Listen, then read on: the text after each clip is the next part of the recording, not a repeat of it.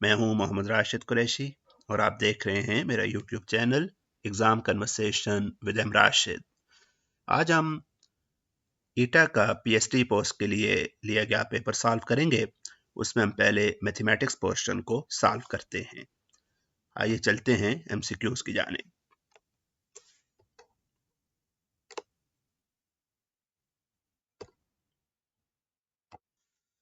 हमारा पहला एमसीक्यूज है, in right angle triangle the base angle is 45 degree and where is the base length is 3 decimeter, the length of perpendicular is. हमारे पास चार option given है। हमने ये देखना है कि इनमें से कौन सा ऑप्शन सूटेबल है। हमारे पास गिवन क्या है, राइट एंगल ट्राइंगल, यानी वो ट्राइंगल जिसमें एक एंगल 90 डिग्री का होता है। यहाँ पे हमें बेस एंगल गिवन है, यानी ये एंगल सी जो है 45 डिग्री का है। इसके अलावा where is the base length, base length यानी ये जो लाइन सेगमेंट ए सी है, यहाँ पे ये बेस लेंथ है, ये 3 डेसीमीटर है।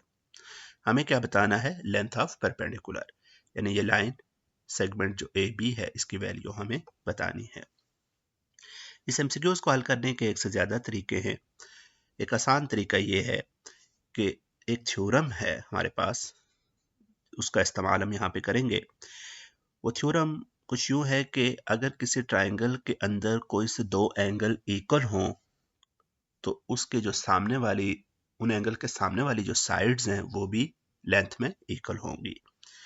हमें मालूम है कि एक ट्राइंगल के अंदर 3 एंगल होते हैं और तीनों एंगल का जो सम है वो हमेशा 180 डिग्री होता है। यहाँ पे चूंकि हमें मालूम है ये राइट एंगल ट्राइंगल है और ये एंगल 90 डिग्री का है और ये angle C base angle 45 degree का है। तीनों एंगल का सम 180 तब होगा जब ये एंगल बी भी 45 डिग्री का हो, यानी इस ट्राइंगल में दो एंगल 45 डिग्री के हैं और एक एंगल 90 का है।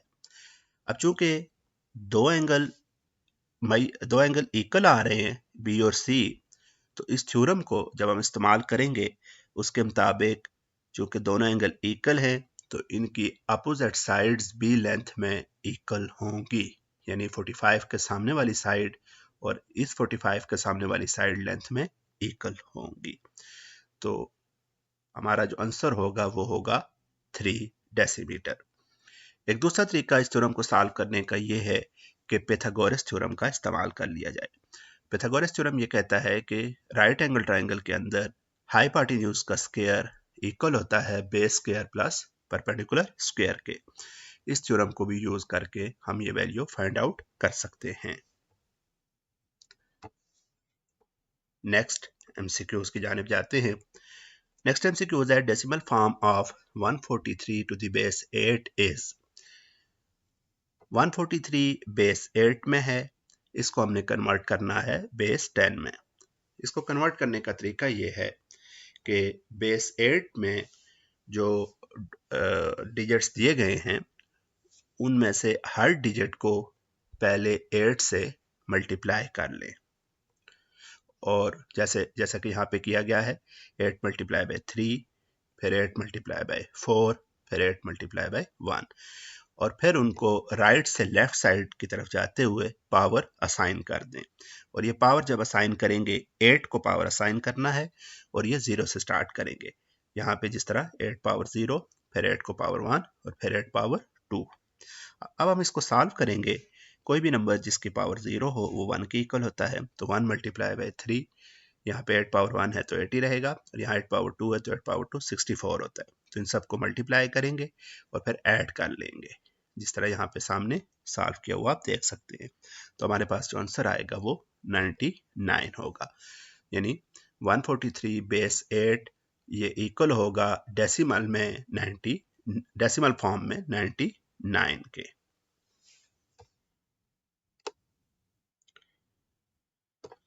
नेक्स्ट एमसीक्यूज है, exterior angle of a regular pentagon is 72 degree, 88 degree, 100 degree या 108 डिग्री। पहले ये देखते हैं कि पेंटागन कौन सी फिगर होती है।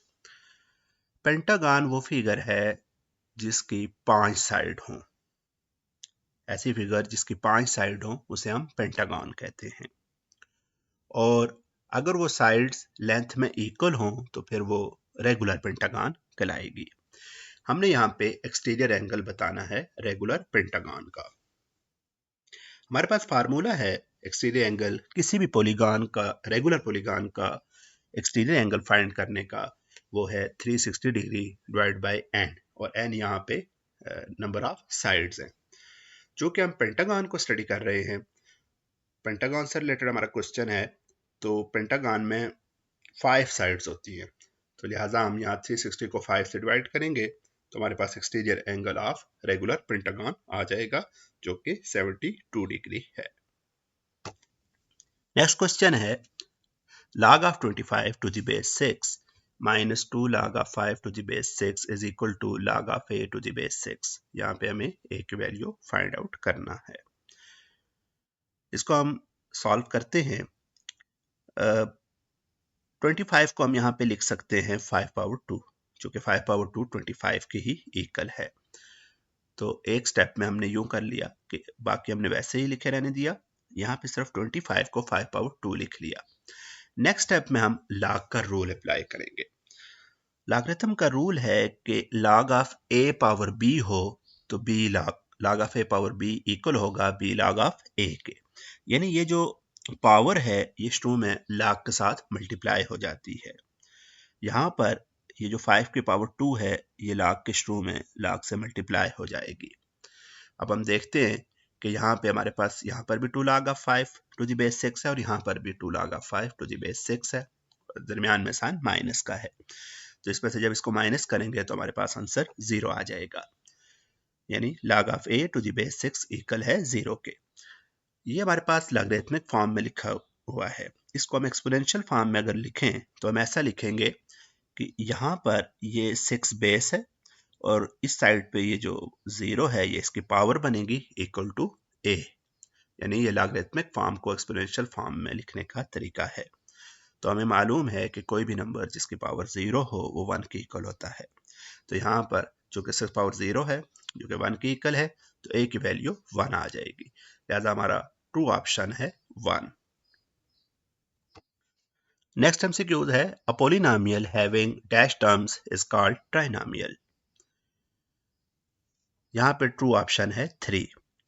ऐसी पॉलिनोमियल जिसमें एक टर्म हो उसे मोनोमियल कहते हैं, ऐसी पॉलिनोमियल जिसमें 2 टर्म्स हो उसको बाइनोमियल कहते हैं, और ऐसी पॉलिनोमियल जिसमें 3 टर्म्स हो उसको ट्राइनोमियल कहते हैं।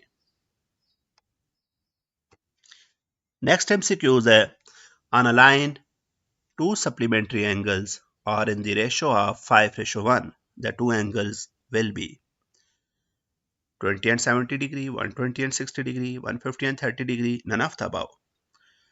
पहले हम ये देखते हैं कि सप्लीमेंट्री एंगल कौन से एंगल्स होते हैं। ऐसे एंगल्स, ऐसे दो एंगल्स जिनका साम 180 डिग्री हो वो सप्लीमेंट्री एंगल कहलाते हैं। हमारा जो पहला ऑप्शन है वो रॉन्ग है। क्यों रॉन्ग है? क्योंकि 20 और 70 का सम 90 आता है, ना कि 180, इसलिए ये सप्लीमेंट्री एंगल नहीं है। दूसरे ऑप्शन पे अगर हम आ जाएं, दूसरा ऑप्शन है 120 डिग्री एंड 60 डिग्री। 120 डिग्री और 60 डिग्री का सम तो 180 आता है, लेकिन अगर हम 120 और 60 की रेशो लें तो ये हमारे पास 2:1 आता है, जो कि हमारा सूटेबल ऑप्शन नहीं बनता। नेक्स्ट 150 डिग्री एंड 30 डिग्री, इन दोनों का सम 180 डिग्री है, ये सप्लीमेंट्री एंगल हैं। अगर हम इनकी आपस में रेशो फाइंड आउट कर लें तो हम देखते हैं कि 150 के अगर हम 30 से के साथ रेशो लें तो, और दोनों नंबर को अगर हम 30 से डिवाइड करें तो हमारे पास रेशो 5:1 आती है। यही हमें गिवन भी है, तो इस लिहाज से हमारा ट्रू ऑप्शन है 150 degree and 30 degree. Next MCQs है the matrix product AB is equal to O where O represent null matrix, then in चार में से कौन सा ऑप्शन ट्रू है। यहाँ पे हमें कोई से दो मैट्रिक्स गिवन हैं जिनका प्रोडक्ट नल मैट्रिक्स आ रहा है। नल मैट्रिक्स वो मैट्रिक्स होता है जिसमें तमाम एलिमेंट्स, तमाम एंट्रीज 0 0 होती हैं। हम देखते हैं पहले ऑप्शन को, ए बी का प्रोडक्ट नल मैट्रिक्स कब आएगा? क्या जब ए भी नल हो और बी भी नल हो? तो हम देखते हैं जनरली ये बात ट्रू नहीं है। स्पेसिफिक केस में ट्रू हो सकती है, लेकिन जनरली ये बात ट्रू नहीं है। हमारे पास यहाँ पे दो मैट्रिक्स हमने लिए हैं ए और बी, और ये दोनों नल मैट्रिक्स नहीं है। आप देख सकते हैं 1 0 0 0 ये भी नल मैट्रिक्स नहीं है, और 0 0 0 5 ये भी नल मैट्रिक्स नहीं है। लेकिन हम देखते हैं कि इन दोनों का प्रोडक्ट नल मैट्रिक्स आ रहा है, तो इस लिहाज से हमारा जो पहला ऑप्शन है वो रॉन्ग है। दूसरे ऑप्शन को अगर हम देखें तो दूसरे से पहले हम तीसरे को देख लेते हैं। तीसरा ऑप्शन है ए इज नल मैट्रिक्स।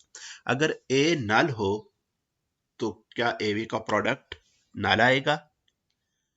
हाँ, ये बात तो ट्रू है, लेकिन इसमें प्रॉब्लम ये है कि ये भी तो हो सकता है कि यहाँ पे ए नल ना हो और बी नल हो, तब प्रोडक्ट नल मैट्रिक्स आए। तो इस लिहाज से हमारे पास जो ये ऑप्शन बी है ये ट्रू है कि जब हमारे पास इन दोनों में से कोई एक यानी ए या बी नल होगा तो आंसर हमारे पास नल ही आएगा। यानी अगर यहाँ पर ए नल है तो नल मैट्रिक्स को अगर हम बी से मल्टीप्लाई करेंगे तब भी आंसर नल ही आएगा, नल मैट्रिक्स आएगा। और अगर हमारे पास बी नल है, उसको हम ए से मल्टीप्लाई करेंगे तब भी हमारे पास आंसर नल मैट्रिक्स आएगा। तो ये हमारा ऑप्शन बी ट्रू है। नेक्स्ट क्वेश्चन है iota power 10 is equal to. हम जानते हैं कि आयोटा इक्वल होता है -1 अंडर रूट के, और यहाँ से हम आयोटा स्क्वायर की वैल्यू लेंगे वो -1 की इक्वल आ जाएगी। यहाँ दोनों तरफ स्क्वायर ले लें तो आयोटा स्क्वायर -1 की इक्वल आ जाएगा। हमने देखना है कि आयोटा पावर 10 किसके इक्वल है, तो इसको हम लिख सकते हैं आयोटा स्क्वायर की पावर 5। जब हम इसे आयोटा स्क्वायर की पावर 5 लिखेंगे तो इसको हम आसानी के साथ सॉल्व कर लेंगे, क्योंकि आयोटा स्क्वायर -1 की इक्वल होता है। तो आयोटा स्क्वायर -1 की इक्वल आ गया, तो -1 की पावर 5 हमारे पास -1 आंसर आएगा। यहाँ ये जहन में रख लीजिए कि -1 की पावर जब कोई ऑड नंबर होगा तो आंसर -1 आएगा, और जब -1 की पावर इवन होगा जैसे 2 4 6 8 10 12 तो उस सूरत में आंसर +1 आएगा। यहाँ पे जो कि -1 की पावर 8 थी तो हमारे पास आंसर -1 आया। नेक्स्ट एमसीक्यूज है if b square minus 4ac is less than 0 then the roots are। हमारे पास चार ऑप्शन गिवन हैं। पहले हम थोड़ा सा क्वाड्रेटिक फार्मूला को देख लेते हैं कि क्वाड्रेटिक फार्मूला क्या है। अगर हमारे पास क्वाड्रेटिक इक्वेशन हो ax square plus B X plus C is equal to 0, तो यहाँ अगर हम x के लिए उसे सॉल्व करें तो हमारे पास ये आंसर आता है x is equal to -b plus minus under root B square minus 4ac divide by 2a। ये क्वाड्रेटिक फार्मूला है।